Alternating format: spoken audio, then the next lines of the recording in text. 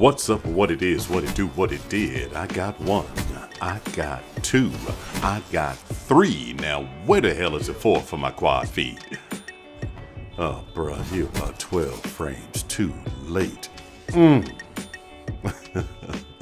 What's going on? This is the voice of COD, aka Revalo 11, aka Revalo 12, aka the R, aka the man with too many damn names. And we are back, that's right, we are back. To watch me screw the pooch on this Heatwave player, I don't know, hey, we gotta do some testing. Well, if the testing's already been done or the knowledge is already out there, somebody school me. Because I firmly believe that Heatwave does indeed stun the player, but at the same time, it removes the target assist or aim assist or whatever the hell assist it is. Because, oh, hold on, wait, oh, what in the hell? All right, this is not from theater mode. This is live game capture from the Elgato, so we obviously have a little lag going on because those two shots, as you saw, were perfect and well within the Argus's one-shot kill range, but didn't even register a hit marker, so anywho, let's get to what we're here to talk about today. And what we're here to talk about today is NBA offseason and the free agent signing. So let's get right to it. Al Horford signed with the Boston Celtics. I know it is groundbreaking. It is unbelievable, unfathomable. Huh? What? Yeah, I'm just kidding. Kevin Durant signs with the Golden State Warriors. So let me first preface this by saying this. Well, technically, isn't that what a preface is? Should I have to say, let me preface this and then say this? Don't judge me. But there it is again. That's what I was talking about right there. The heat wave. That was one off my streaks there. And obviously, I heat waved them, but couldn't hit them. And I think it's because the target assist, aim assist, whatever assist, is lacking when they're heat wave. Dude, he messes up my streaks a couple times in this gameplay, but it is what it is. Let's talk about KD.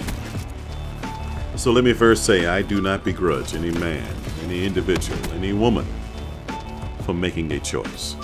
We are all humans, and we all have the freedom to make choices. But what we have to understand is sometimes these choices have consequences.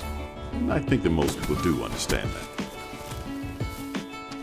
So the fact that KD signed with Golden State, it was 4th of July, and if you saw Cash Nasty, his video on this, my sentiment was kind of similar in that I was shocked, couldn't believe it. I had to pull it up on my phone, you know, I had chicken burning on the grill and everything. I couldn't believe it.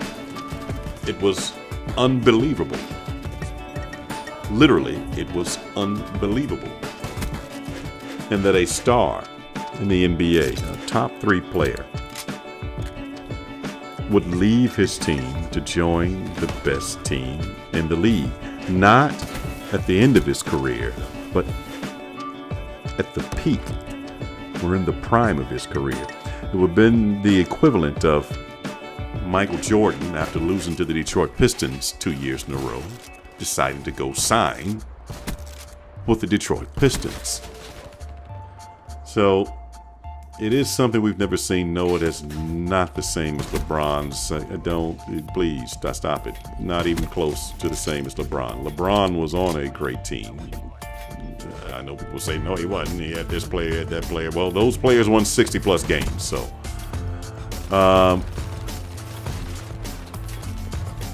but KD, LeBron joined the team. I'm sorry, I said KD. LeBron joined the team of free agents, basically. Many people forget Dwayne Wade and Chris Bosh were also free agents at the same time. All 3 came to my team, Chicago, to discuss signing.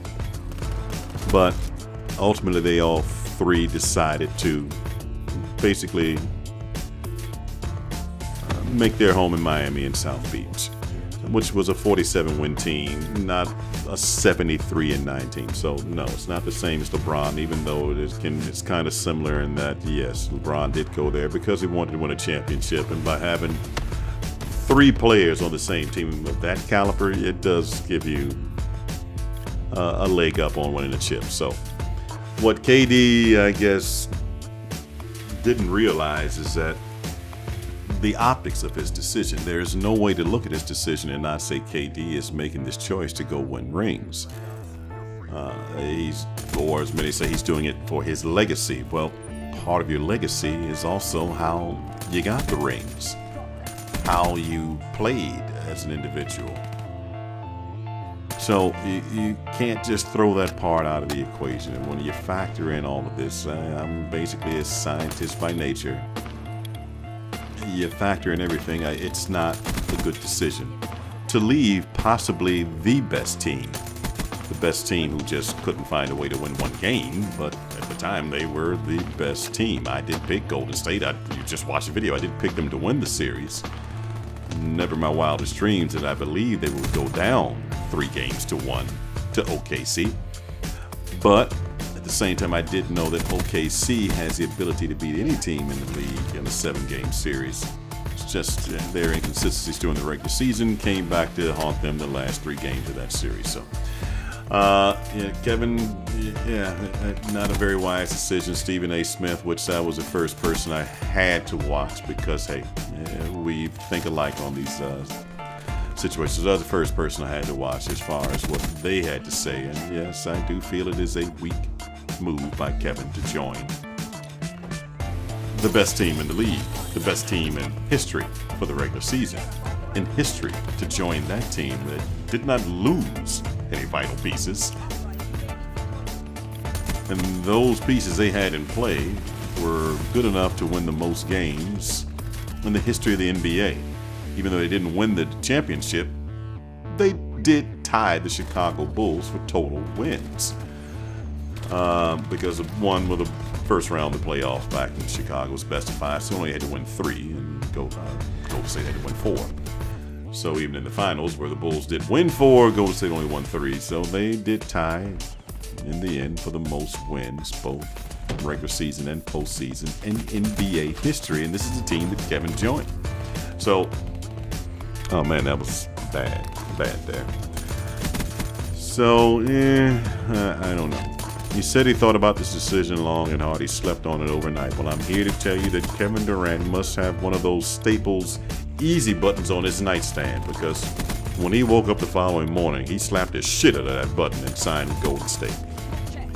So when you think about players such as Reggie Miller, Patrick Ewing, great players in NBA history, top 50 players in NBA history, never won a championship. They spent their whole careers with one team in pursuit, man, get the hell out of the corner. But they spent their entire career in pursuit of that championship. And even though they never won it, no one can say that they didn't play their tails off to get it. And they never put themselves first. They put their team and their city first. It was just unfortunate their careers overlapped with players by the name of Michael Jordan, who is the best player in history. No, I'm not going in there. No. Too many hive pods in there for me. That's the reason why more than they did not win a championship. Michael Jordan won in 6 out of 8. The 2 that he didn't win was because he retired to play baseball. So Kevin, you did join the team to win a chip, but your decision also said 3 things. Your 3 things, that is. Your decision said, Russell Westbrook, I no longer wish to play with you because I don't trust you to win a championship. Your decision also said, Coach Billy Donovan, I don't want to play for you. I don't trust you to help me win a championship. And that decision also said to players such as Roberson, Adams, Oladipo, that I no longer want to play with you because I don't trust you to win an NBA championship. I trust the team that just whipped my ass in the Western Conference Finals to win a championship. So I'll go this far. I don't think he should have left OKC. It's not really the big thing about him signing with Golden State. That's what makes it worse. The fact that he left the team that he's been with since they've had the team. OKC has had this team for Kevin Durant's career. He started his career in Seattle and they moved to Oklahoma City. He's been there since day one. So I've talked to many people in Oklahoma. I work in a call center and I've taken well over 60,000 calls from all across the country. So I've spoken to many people in Oklahoma and they do love Kevin Durant, or did love Kevin Durant. And I have to say that the people of Oklahoma, if I could take phone calls all day long from one state, it would be from the people of Oklahoma. They are good people. They are decent people. And that's the other thing about this decision that bothers me. I think the people of Oklahoma deserve better, because I don't know if Oklahoma City will recover from this. I do not know if they'll be able to keep Russell Westbrook. Outside of that, for this new franchise to hang around long time in the NBA, be profitable and good in the community, all the things that an NBA team does, it was based on success, the culture of winning, which that culture has taken a big detour with Kevin Durant going to Golden State. But in any case, it is what it is. Hey, like I said, it is his choice. So he has to understand that people may not like his choice, and your choices may ultimately be a bad choice, but it's still your choice. We respect it. And we'll see what happens next year. It's not a given that all of these pieces will mesh together, but we'll see. We'll see. Hey, I got my hater up. Let me jack this fool here real quick. He doesn't know I'm in the water. Hello. How you doing? Please subscribe. But that's it on Kevin Durant. I don't need to say anything more. Oh, okay, well, there goes a Nuketown challenge. Well, it'll continue, but once again, similar to Kevin Durant, it is the pursuit of that challenge. So, moving on, the other thing I wanted to talk about is Tom Brady. He is finally giving up this appeal process and accepting his punishment. I'm not a New England Patriots fan. You know I'm an Oakland Raiders fan, so I don't hate New England, but I'm not that fond of them. And so my opinions are not based on how I feel about New England or Tom Brady. I respect New England Patriots and Tom Brady, but at the same time, he has to understand one thing. You play in the NFL, and as a player in the NFL, you play under a collective bargaining agreement. That collective bargaining agreement says that the commissioner does have the right to suspend you. That collective bargaining agreement does say that they only need to find that you are more likely than less likely to have committed an infraction so that they can suspend you. And if you're not happy with that, you can always leave. So that is what's been bothering me.